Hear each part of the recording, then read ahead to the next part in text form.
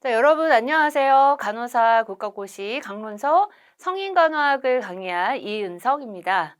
여러분 이렇게 만나게 돼서 정말 반갑고요.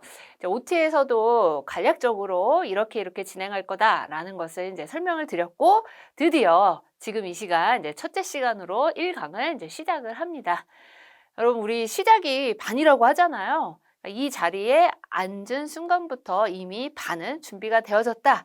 라고 하는 마음가짐을 가지시면서 저랑 같이 한 강 한 강을 진행을 해 나가실 건데 많이 국가고시를 앞두고 불안하기도 하고 걱정되고 이런 마음들이 막 이제 복합적으로 또 있을 수도 있고 또 지금은 그래도 아직은 시험이 좀 남았다면 그것이 아직 피부로 막 와닿지 않다가 시간이 지날수록 그 공포감, 불안한 거죠. 이게 막 엄습을 하면서 자칫하면 이 공부의 방향이 또 흐트러지고 마음도 흐트러지고 하면서 힘들어질 수도 있겠지만 제가 계속해서 여러분들하고 함께 호흡하면서 나가도록 하겠습니다.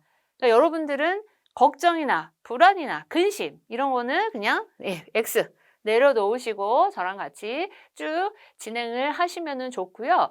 제가 그동안 수년 동안 국가고시에 대한 것들을 분석을 하면서 이런 것들이 계속 시험에 나오고 있구나.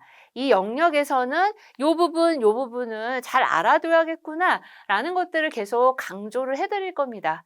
그러니까 여러분들은 저랑 같이 호흡하면서 잘 따라가시면 성인간호학에서 좋은 점수를 받을 수 있겠다라는 이제 말씀을 드리고요. 정말로 여러분들이 그 공부를 하는 데 있어서 저도 이 과정들을 다 겪으면서 지나왔기 때문에 또 얼마나 마음이 힘들지 이런 것들을 잘 알고 있습니다. 그래서 그렇게 그런 마음들을 조금이나마 도와드리고 싶다라는 마음으로 시작을 했기 때문에 그 어떤 다른 것보다도 제가 가지고 있는 이 마음 안의 진정성 이런 것들이 또 잘 전달되기를 바라는 마음을 가지고 시작을 해볼 건데요. 전체적으로 공부를 하실 때는 이제 오늘은 1강이니까 제가 전체적으로 이제 공부는 어떻게 해야 된다라는 말씀을 같이 드리면서 할 건데 큰 제목들을 일단 봐주셔야 돼요. 그래서 큰 숲을 보고 내가 이 과목에서 공부할 영역들은 이런 거구나라는 것을 파악을 하고 이제 작은 가지들로 들어와야 됩니다. 이 영역들이 성인간호학에서 다루고 있는 영역인데요. 사실 여러분들이 생각을 해보면 성인간호학만큼 가장 오랜 시간을 들여서 또 공부를 한 과목이 없을 겁니다. 그래서 문항수도 다른 국가고시 과목들에 비해서는 2배로 많잖아요. 그만큼 내용들이 굉장히 방대한데 국시원을 통해서 이런 영역들을 시험에 내겠다. 라고 하면서 파격적으로 하나, 둘, 셋, 네 가지 영역으로 팍 줄여놨어요. 그래서 처음에는 이게 뭐야? 라고 혼동을 살짝 느꼈지만 사실은 각각의 영역 안에 우리가 그동안 공부했던 챕터들이 다 들어가져 있습니다. 그래서 크게 안전 안위간호, 역량대사 배설, 활동휴식, 인지조절, 감각간호라고 묶어놨고요. 사실 뭐 이 부분은 OT 시간에 설명을 드렸기 때문에 제가 뭐 이 시간에 막 다 구체적으로 열거하기는 않겠지만 쭉 내용 중에서 오늘 할 분량을 이제 말씀을 드리려고 해요. 안전과 안위간호라는 이 챕터, 첫 번째 챕터죠. 여기서 면역, 신체 손상과 안위 변화라고 이렇게 나눠서 또 우리가 정리를 해볼 건데 그중에서도 첫 번째, 면역, 신체 손상, 그래서 면역, 감염, 응급, 수술, 피부 통염에 대한 이런 내용들부터 이제 시작을 할 겁니다. 내가 여기서부터 시작해서 마지막에는 인지 조절 감각과 관련된 간호, 그래서 마지막 챕터는 이제 조절 기능 장애까지 가겠다라는 거. 사실 우리가 성인 간호를 크게 2파트로 나뉘어서 본다면 이 부분으로 나눠볼 수가 있어요. 어느 부분이냐면 여기 쭉 줄을 그어서 이제 볼 수가 있습니다. 위 파트가 본격적인 시스템이라고 하죠. 아래 파트는 뭐 소화기계, 호흡기계, 심혈관계 이렇게 시스템으로 들어가는 파트와 그 전에 이제 총론이라고 하는 부분들이에요. 그래서 사실 이 부분들은 여러분들이 학과 과정 중에서 면밀하게 성인간호 안으로 들어와서 다뤘을 수도 있고요. 뭐 이런 거 있죠. 노인간호. 이런 것들은 또 우리 노인간호학이라는 또 과목을 통해서 여러분들이 공부를 하셨을 겁니다. 구체적인 시스템, 무슨 개라고 들어가기 전에 전반적인 것들을 다루고 이게 일부예요. 그리고 나서 구체적인 이런 시스템 개로 들어가서 내용을 또 정리를 해볼 건데 이 안에 파트들이 많아요. 뭐 응급 파트 있죠. 그다음에 뭐 여기 뭐 암에 대한 것도 있죠. 뭐 호스피스에 대한 것도 있죠. 약 한 10여 개 정도의 파트들이 있고 이 안에서 문항수가 그래도 많이 나오고 있어요. 그러니까 어느 파트에서 몇 문항이 나올지는 모르지만 뭐 거의 한 파트에서 한 문제 정도는 나온다라고 볼 수가 있겠죠. 근데 또 이것이 또 해마다 나올 수도 있고 안 나올 수도 있고. 그래서 쫙 모아봤더니 70문항 중에서 그래도 비교적 비중을 많이 가지고 큰 비중 4개의 파트를 찾아라 하면 여기 이렇게 붉은 핑크빛으로 색을 구분해 놓은 이런 파트가 또 문항수가 좀 나오는 파트들입니다. 이 부분도 간과할 수 없다라는 거. 우리가 국가고시를 볼 때는요, 여러분 한 문제가 굉장히 소중해요. 1문항. 괜찮아. 한 문항을 버리고 가. 뭐 이런 마음들, 막 시간이 촉박해지고 다급해지면 이런 마음들이 드는 게 당연한데요. 보면은 이렇게 합격선에 우리 177개 맞아 합격인데 176개로 떨어지는 학생들이 심심찮게 있다라는 겁니다. 우리가 한 문제라도 소홀히 여기지 않는 마음가짐으로 이 성인간호학을 시작을 했으면 좋겠고요. 여러 번 반복할수록 훨씬 더 머리 안에 잘 남을 수가 있는데 처음 1회독을 할 때는 그냥 편안한 마음으로 보셔도 될 것 같아요. 그냥 아 이런 게 있구나 이런 게 있구나. 근데 단순히 무슨 이렇게 동영상 시청하듯이 편안하게 그냥 보는 게 아니라 생각은 하셔야 돼요. 아 이래서 이랬어? 아 저래서 저랬어. 줄줄줄줄줄 외우지는 못하더라도 더 편안한 마음으로 보시고 혹시나 그 다음부터 이제 공부를 또 하게 될 때는 본격적으로 내 것을 만들어 놓는 것이 중요합니다. 안 그러면요, 듣기는 많이 들었는데 이상하게 시험 문제를 딱 혹은 또 문제집에 있는 문제를 풀려고 할 때 그냥 우왕좌왕해요. 머리 안에서 막 정리가 안 되고 막 복잡하게 얽혀버립니다. 그래서 처음에는 편안하게 듣되 그래도 머리를 계속 논리적으로 생각을 해가면서 보고 반복을 할 때는 이제 내 것으로 만들려는 본격적인 적극적인 좀 자세를 가지고 한다면 뭐 2번 이상, 3번 이상 이렇게 회독을 하면 충분하게 각자의 영역, 각자의 것으로 남을 수 있다라는 이런 말씀을 또 드립니다.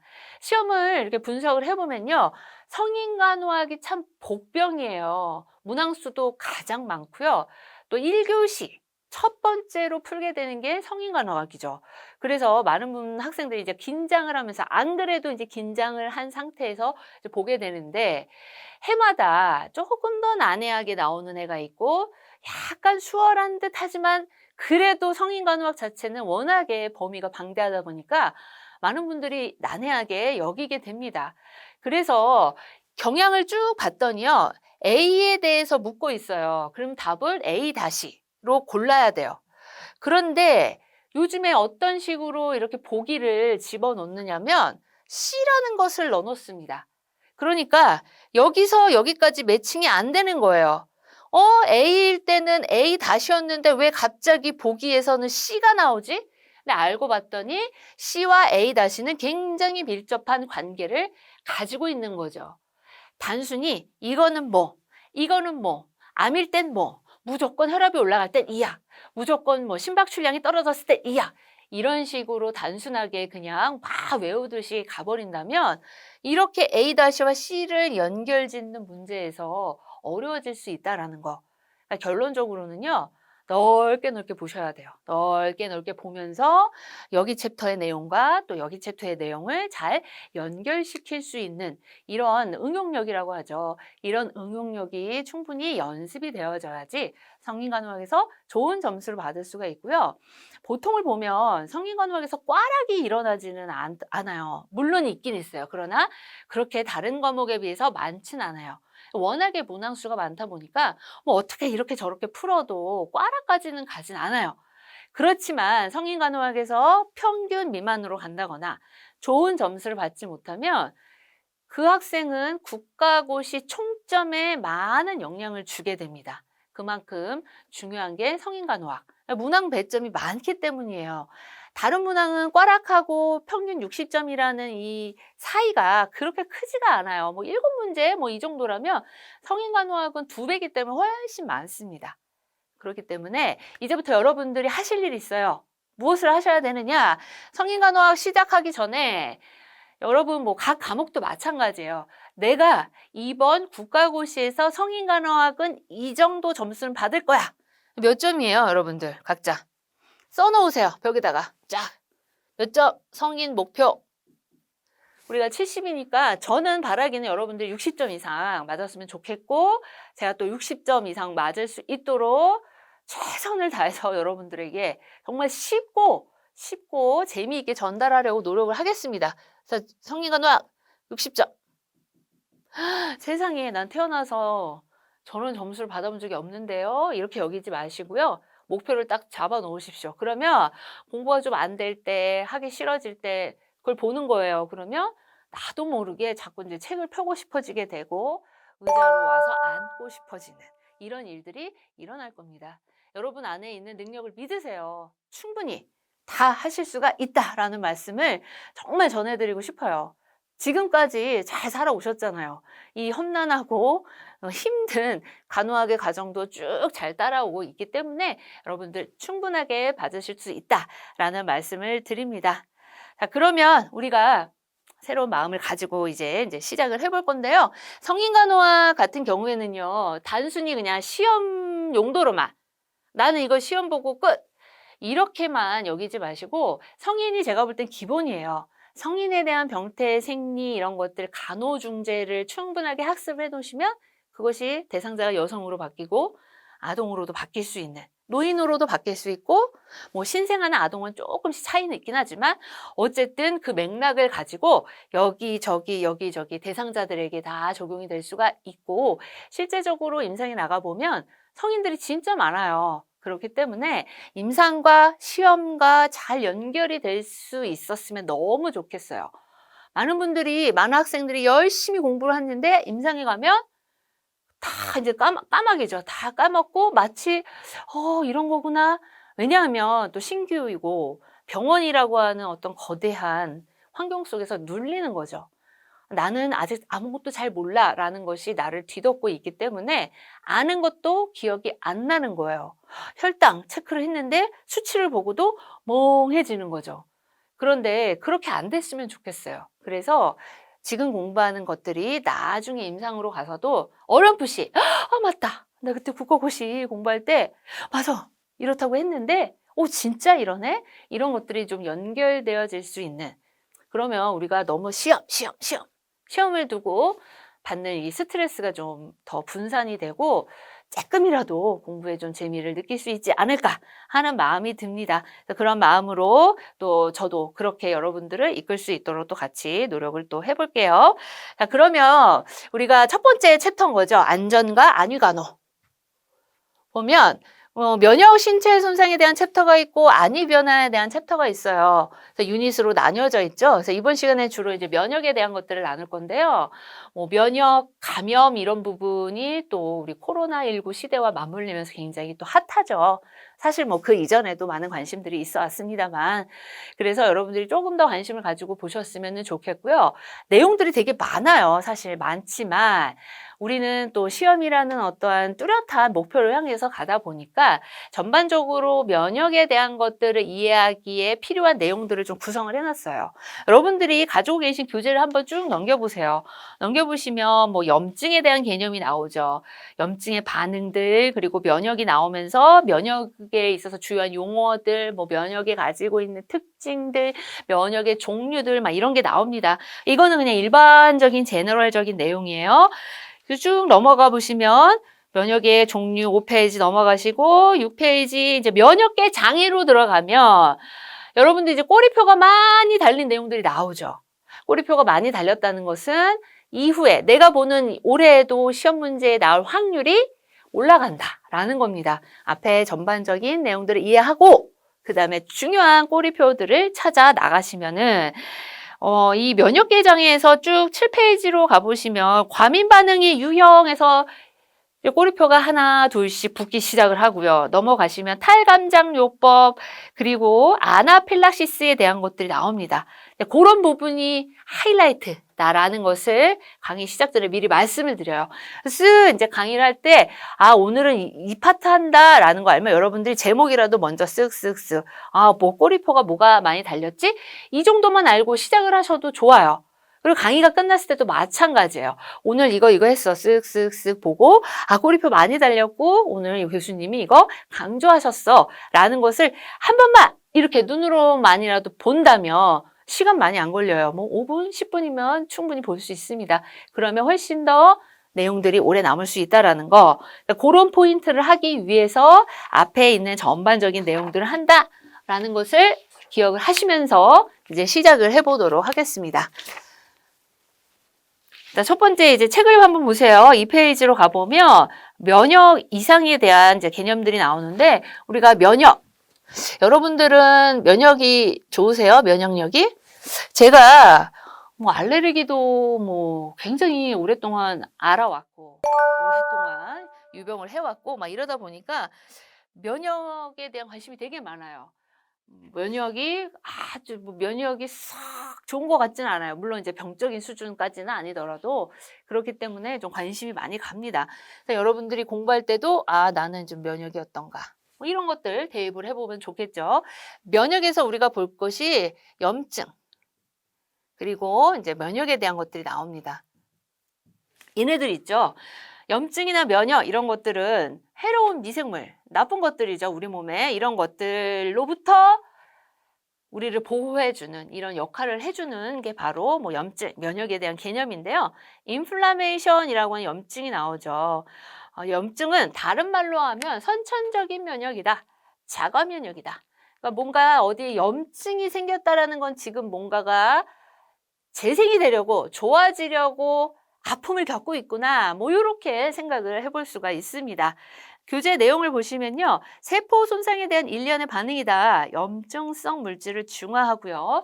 괴사 물질을 제거를 해줍니다. 이런 것들을 제거하려다 보니까 그냥 참 세상은 날로 먹는 게 없는 거예요. 손쉽게 제거가 되면 얼마나 좋아. 그런데 그 반응이 일어나면서 사람인 내가, 대상자인 내가 그 아픔을 좀 겪잖아요. 아픈 만큼 성숙한다, 좋아진다 이런 개념으로 염증을 좀 이해하면 쉽겠네요. 치유와 회복에 적합한 환경을 조성한다. 신체 부위나 원인과는 손상이 없이 손상이나 침입이 발생하면 염증 반응이 발생을 한다. 이런 거죠. 손에 화상을 입어요. 그래도 어떤 염증 반응이 일어날 거고요. 뭐 이런 귀, 중이염 생각하시면 귀에 어떤 세균이 침범을 해도 이런 반응들이 일어난다. 그러니까 신체 부위나 어떤 원인과 이거일 땐 바로 이거일 땐 이거 아니더라도 이 우리 몸의 일련의 이런 반응들에 의해서 나타날 수 있다. 근데 감염이라는 건요, 박테리아나 진균, 바이러스 같은 미생물의 침입을 의미를 합니다. 염증 반응을 볼까요? 염증 반응은 크게 몇 단계로 나뉩니까? 3단계로 나뉘죠. 혈관 반응, 세포 반응, 식작용 단계를 거치는데요.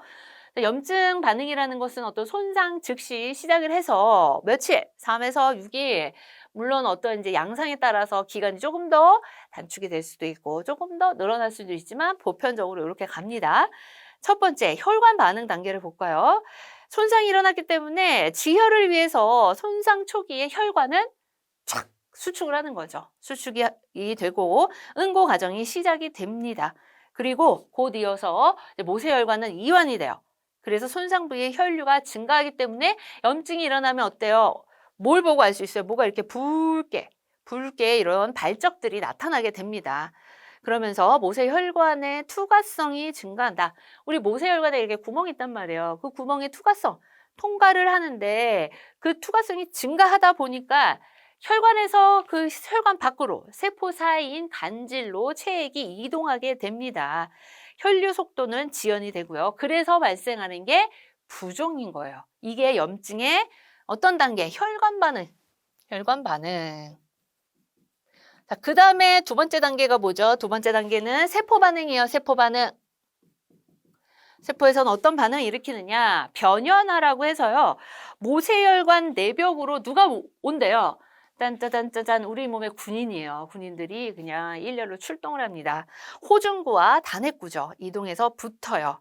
아메바 운동으로 모세혈관벽을 통해서 손상 부위로 누출이 된다. 이거 이제 우리 변연화라고 합니다. 이제 말이 어렵죠? 야, 이런 게 있구나라고 그냥 여러분들이 이해하고 가시면 돼요.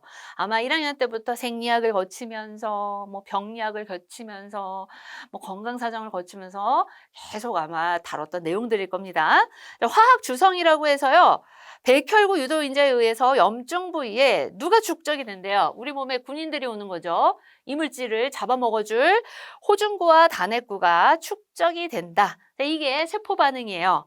식작용, 그 다음에 거기서 끝나지 않아요. 누가? 군인이 또 나와요. 호중구와 대식세포 등의 백혈구가 침입자를 삼켜요. 효소의 분해 작용으로 침입자를 파괴합니다. 누가 이긴 거예요? 내 몸에 있는 군인들이 이긴 거죠. 이러면서 이제 회복이 되어져 가는 단계로 가는 거죠. 두 번째 보시면 염증의 증상과 유발 원인을 볼까요? 염증일 때 이런 증상이 나타나는데 왜 그러느냐는 것을 옆에다 설명을 해놓은 겁니다. 발적, 이거 우리 레드니스라고 하죠. 레드니스, 붉게. 나 여기 염증 났어. 바로 알 수 있어요. 왜 그러느냐? 혈류가 증가를 하기 때문입니다. 우리 혈관 반응 단계에서 방금 정리를 해봤던 내용이죠. 충혈이 됐다고 하는 거고요. 그 다음에 열이 납니다. 왜 그러느냐? 국소 대사 작용이 증가하면서 열이 나고요. 종창, 우리 스웰링이라고 하죠. 스웰링, 종창, 부종이 나타납니다. 혈관이 이완이 되면서 혈액이 증가하고 세포 사이를 간질이라고 해요. 그 간질, 사이 간. 세포질, 요거의 의미를 가지고 있습니다. 그 사이 공간으로 염증성 삼출액이 축적이 되고 신경 말단 자극 인자의 증가 그리고 삼출액으로 조직의 팽만, 종창 이런 것들이 나타나고요. 아파요. 우리 염증 나면 여기가 붉고 뭔가 이렇게 부어오르면서 그 다음에 막 열도 나면서 우실우실 아파요. 이유는 신경 말단 자극의 인자가 증가하고 삼출액으로 조직이 팽만하기 때문입니다.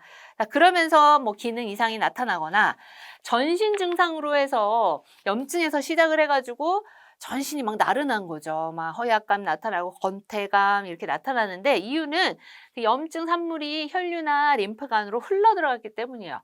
우리가 뭐 어디 염증이 있거나 뭐 이랬을 때 굉장히 막 이렇게 감기같이 뭔가 이렇게 몸이 이게 뭐라고 하죠? 이렇게 막 이렇게 처지는 거죠. 나른하고 몽롱해지고 하는 이유들이에요. 호흡수는 증가하고 맥박 증가, 오한의 발환도 나타날 수가 있다. 자, 이러면 이때 우리는 어떤 간호를 해야 되느냐? 염증이 이렇대라는 걸 이해했으면 이제 중요한 거는 그럼 염증 간호인 거예요. 이럴 때는 어떻게 하느냐? 첫 번째 염증이 있을 때는 부종을 조절을 해줘요. 부종 조절 어떻게 할까요? 자, 부었을 때는 뭐니 해도 요런 방법을 씁니다. 이니셜만 따왔어요. 라이스. 쌀인가요? 쌀? 부종일 땐 쌀요법을 쓴다. R은 뭐야? R, 쉬어라 라는 거예요. 쉬고요. 그 다음에 웜이 아니라 뭘 대주는 거예요? 차가운 거, 아이스를 대주고요. 압박, 컴프레션 하고요. 엘리베이션, 좀 부종 부위를 좀 이렇게 살짝 올려주는 그런 좀 붓기가 중력 방향에 의해서 조금 완화될 수가 있습니다. 부종을 조절을 해주고요. 또 그 다음에 염증에 대한 것들. 염증, 우리 몸의 어떤 신체의 방어 작용이니까 내버려도 물론 그렇게 둬도 되지만 힘들어요. 괴롭기 때문에 이제 약물을 쓸 수가 있는 거죠. 항염증 제제나 혹은 어떠한 박테리아, 세균에 의해서 들어왔다면 그 세균을 잡아먹어주는 항생제 약물을 쓸 수가 있겠죠.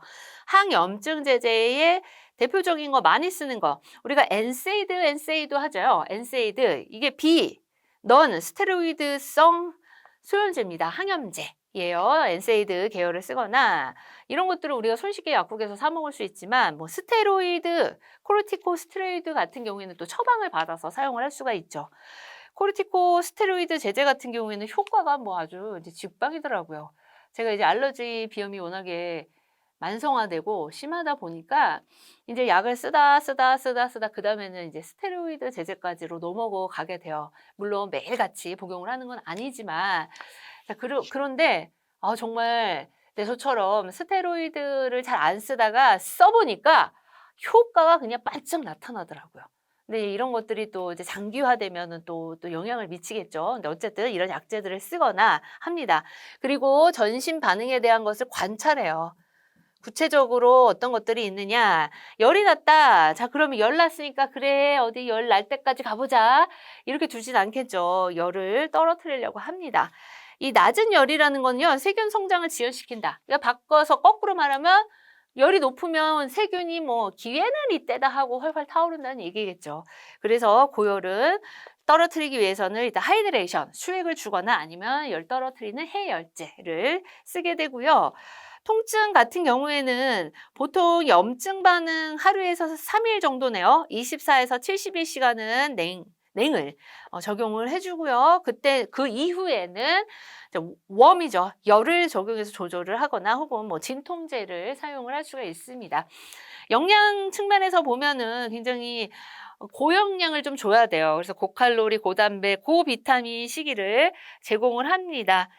조직이 잘 형성이 되고 빠른 치유를 돕기 위해서요. 콜라겐도 형성하고 뭐 혈관 형성하는 이런 이유들이 있고요. 백혈구가 이제 증가하는 거, 피 검사를 하게 되면 백혈구 이런 수치들이, 왜냐하면 지금 얘네들이 열심히 나와서 싸우잖아요. 우리 몸에 군인들이 총출동했기 때문에 어디선가 지금 다 몰려왔기 때문에 수치가 또 올라가게 되고요. 또 ESR이라고 하는 것도 감염이 있을 때 또 상승하는 검사이기 때문에 이런 것들도 관찰을 해줘야 되고요. 이 염증 반응이 일어나면서 나타날 수 있는 식욕부진, 허약감, 빠른 호흡, 빠른 맥박 이런 것들을 이제 잘 관찰을 해 나가는 거. 이게 참 중요한 게 뭐냐면요. 바이탈 사인. 저도 그랬어요, 사실. 간호학생일 때 그리고 임상에 나갔을 때 뭐 막 굉장히 많은 환자들이 있으면 바이탈 사인 측정하는 거 이런 것들에 대한 중요하다는 거는 알지만 정말 이게 중요한가라는 것에 대한 인식이 있었을까 싶을 정도로 이제 막 해야 되는 일처럼 되잖아요. 그런데 제가 임상에서 오랜 시간 동안 있고 또 이렇게 여러분들하고 또 가르치고 또 나누고 하는 과정에서 제가 느끼는 거는 바이탈 사인만큼 이 대상자의 상태 변화를 면밀하게 볼 수 있는 검사도 또 뭐가 있을까? 손쉬우면서도 대상자의 어떤 변화를 감지해내는데 이 바이탈 사인만큼 우수한 게 없더라고요. 그러니까 이것을 여러분들이 그냥 해야 되는 일로만 여기지 않고요. 정말로 이거 하나만으로도 대상자의 어떤 잠재적인, 아직 드러나진 않았지만 곧 드러날 수 있는 이런 문제들을 확 끄집어낼 수 있는, 그래서 바이탈 사인을 잘하고 이거에 대한 변화, 이런 경우에 어떻게 변화하는구나라는 것만 잘 알아도 여러분들이 임상에서 굉장히 훌륭하고 정말로 막 멋지고 즉각 뭔가를 캐치해낼 수 있는 이런 간호사가 될 수 있겠다라는 게 바로 요거예요. 활력증후. 활력증후를 잘 관찰을 해줍니다. 그 다음에 이제 면역으로 넘어가 볼까요? 면역계의 주요 기능이 나오죠. 면역계의 주요 기능은요, 자기를 인식을 합니다. 자, 면역은 자기를 인식을 하는데 내 것과 내 것이 아닌 것을 구별을 하죠. 그래서 누구를 공격해야 돼요? 내 거를 공격하면 안 돼요. 내 건 소중하니까, 나니까 다쳐요. 내 것이 아닌 것을 공격을 해야 되는데 이게 잘 안 돼 버리면 내 건데 나를 공격해버려. 자가 면역 질환으로 가게 됩니다. 자기를 인식을 하고요. 항체를 생산해요. 항체. 이게 중요해요. 면역은 항체를 생산한다. 이는 대항해서 싸울 수 있는 애입니다. 항원에 대한 특이적인 반응을 하죠. 세 번째, 자기와 다른 동종세포, 바이러스, 감염세포, 종양세포를 특이적으로 공격을 한다. 특이적으로 공격을 한다. 얘에는 얘를 보내는 거야. A에는 A-를 보내고요. B에는 B-를 보내요. 이런 게 특이적입니다. 얘한테만 특화된 군인들이 있다라는 거예요. 생체를 방어하죠. 자, 면역 반응이라고 해서 특이한 기억을 보존을 합니다. 나 예전에 쟤랑 싸워서 이겼는데, 쟤랑 똑같은 애가 또 들어왔네? 나 싸워서 이긴 경험이 있으니까 이번에도 나 쟤 손쉽게 이길 수 있어. 라는 거죠. 같은 항원에 노출 시 신속하게 면역 반응을 일으킵니다. 이것이 면역계의 주요 기능인데, 면역이 떨어져 있다, 면역에 어떤 혼란이 있다, 라고 한다면 이런 기능들이 잘 안 되겠죠. 그러니까 우리 몸의 항상성, 균형, 다시 말하면 건강이죠. 건강은 그냥 깨지게 되는. 면역계 질환이 있다. 굉장히 힘들 거예요. 자, 면역이란 나오네요. 구체적으로 미생물 침입, 종양 단백질과 이물질로부터 신체를 보호하는 반응이다. 다시 말해서는 강력한 나의 건강을 지켜주는 어떤 방어책이죠. 싸워서 이길 수 있는 힘. 면역력이 좋아 이러면 뭐 어떠한 이런 미생물, 바이러스가 들어와도 건강을 지킬 수가 있는 상태가 됩니다. 이러한 면역 반응의 특징이 있어요. 여러분들 몇 가지 특징 있나요? 쭉 보니까 4가지가 있네요. 면역 반응의 특징 첫 번째 특이성. 특이성이라는 거, 이종 항원이 체내에 침입했을 때 어떤 다른 여러 형태의 항원이 나한테 들어왔을 때 항원은 나로 쉽게 말하면은 적군인 거죠. 적군이 쳐들어왔을 때 이에 대해서 특이한 항체를 생산하거나 감작된 림프구를 형성하는 특정 항원에 대한 숙주의 반응이다. 특이 반응이다. 특자가 되게 많이 나오죠. 그러니까 특화되어 있다. 어떠한 것에 대해 특화되어 있다. 이게 면역 반응의 특징. 두 번째는요, 기억성이에요. 특화는 되어 있는데 기억을 못해. 맨날 바빠. 또 들어오면은 언제 그랬냐는 듯이 또 싸워서 만들고 또 이겼어. 그러면 또 들어오고 또 싸우고 되게 비효율적이죠. 번거로울 텐데 다행히도 기억을 합니다. 그래서 두 번째 이후의 반응은 더 강하고 빠르게 나타날 수 있다. 세 번째는 자기 인식성이에요. 인체 백혈구는요, 자기 항원이 있어서 자기와 비자기를 구별합니다. 그래서 그냥 막 돈키호테처럼 무조건 앞으로 나가! 막 돌격! 이게 아니라, 내 거야? 그러면 나는 안 움직일 거야. 내 건 소중하니까. 내 게 아니야? 그러면 어디 감히 나의 몸에 쳐들어와? 이러고 이제 나간다라는 거죠. 자기 관용성이라는 거는 유사한 맥락인데요. 자기와 비자기를 구별해서 자기 구성 성분에 대해서, 내 것에 대해서는 공격하지 않는 거죠. 면역 반응이 일어나지 않게 한다. 이런 특성이 있습니다. 그래서 면역이 잘 형성이 되면 우리 몸이 되게 건강하게 항상성을 잘 유지할 수 있겠구나 라는 것을 기본적으로 이해를 해주시면 되겠죠. 안티젠이라고 하는 항원입니다. 안티젠 항원 나오면 우리 또 약어로 이렇게 안티젠 이렇게 표기합니다. 항원이라고 하는 건 침입자예요. 적군입니다. 면역 반응을 유발하게 하는 물질이죠. 단백질 형태를 갖춘 화학물질이고요. 박테리아, 바이러스 그리고 이들로부터 유래되는 독소. 얘네 침입자들이 이런 독소를 뿜어내기 때문에 결국에는 이제 문제를 일으키는 거죠. 그리고 주체, 숙주, 나의 항체를 생성하게 하는 물질. 얘가 막 와가지고 들쑤시니까 안 되겠다. 요거 좀 그냥 세력을 확 묶어버려야지 하면서 내 몸 안에 있는 항체들을 또 발동을 시키게 만들어줍니다. 항체라고 하는 게 있어요. 안티바디에서 약어로 이렇게 합니다. 항체. 대항해서 싸울 수 있는 몸이라 라고 보시면 돼요. 방어자. 아군이에요. 군인, 아주 좋은 내 몸에 있는 군인. 면역체 또는 면역글로불린이라고 합니다. 혈청 단백질 중에서 감마글로불린으로 알려져 있는 부분이 그 역할을 한다. 감마글로불린. 생체를 보호하는 물질이다. 밑에 보시면 박스가 하나 나오죠. 면역글로불린의 종류가 나옵니다. 이제 면역에 있어서 중요한 역할을 하는데요. 이뮤노글로불린, 이거 면역글로불린이에요. 말하려니 너무 길고 혀도 꼬이고 쓰기도 힘들어서 줄입니다. 이뮤노글로불린에서 GAMED. GAMED. 요게 근간에는 좀 요거에 대해서 시험을 묻진 않았지만 제가 이렇게 압정해놨잖아요. 압정. 이렇게 압정이 딱 들어있는 건 뭐예요? 10개년 이전에 기출이 되었었던 부분이다라는 거예요. 네, 그것까지 막 여러분 아마 태어나기 전부터 기출된 것까지 실어놓으면 종이가 너무 모자라고 머리가 아플 것 같아서 일단 10개년으로 자르긴 했습니다만 어떤 연도 없이 이런 압정이 있다면 요거 2010년 이전에 기출이 됐었던 부분이구나 이렇게 참고하시면 됩니다. 그러면 요거 뭐 있어요? GAMED 이거 앞에 따왔더니 게임이네요. 게임 이렇게 기억을 하세요. 게임드예요. 게임드. 이뮤노글로불린 G 봤더니요. 혈장이나 간질에게 위치를 하고 있고요. 태반을 통과하는 유일한 글로불린이다. 뭐가요? G가 약간 이렇게 임산부 배 같지 않아요? 이렇게 배볼로 태반을 통과한다. 이렇게 기억을 해보고요. 이뮤노글로불린 A가 있습니다. 눈물이나 침, 모유, 초유에 이런 체액에 위치를 하고 있는데 점막에 분포하면서 신체를 보호해주는 역할을 하죠. 모유와 초유. A예요. 그다음에 이뮤노글로불린 M이에요. 혈장에 위치하는데요. 1차 체액성 면역 반응의 주항체다. 다시 말하면 이게 뭐냐면 항원에 노출이 됐을 때 누가 먼저 발동을 하느냐 얘예요. 얘가 M. 얘가 먼저 달려나갑니다. 약간 이 M이 약간 두 다리 같지 않아요? 다리. 이렇게 신발 신었어. 여러분들 좀 기억하기 쉽게 제가 막 갖다 끼워 맞춥니다. 신발 신고 달려나가기 딱 좋아요.